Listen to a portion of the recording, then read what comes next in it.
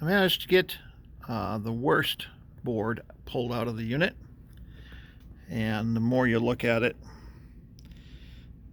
the worse it gets. I mean, it is just crusty. But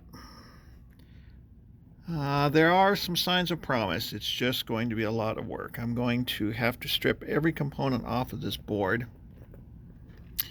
And using a 5-to-1 mix of muriatic acid, I've been able to get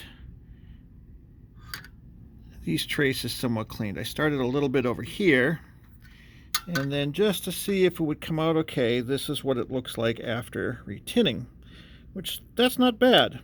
There's a few little spots here I need to do a little bit better on, but that's showing promise, and I didn't quite go all the way down to here. So, encouraged by this, I am going to pull all the components off this board this weekend, and then take a Scotch-Brite pad and get most of this large bulk stuff off of here. I'll use some detergent and a toothbrush and scrub the board down. And then I think we're going to try soaking this in a 5-to-1 mix of muriatic acid for a little while to get these traces cleaned up.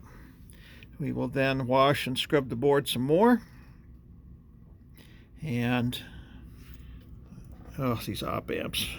There's a 555 timer down here, I think, but that's just, oh, that's horrible. I can't determine what this stuff is because it's dry. It's not real powdery. Just must have been minerals in the water, I guess.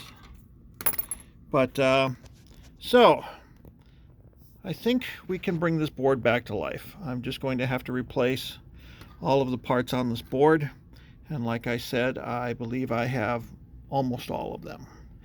I think I might be able to save the big resistor here.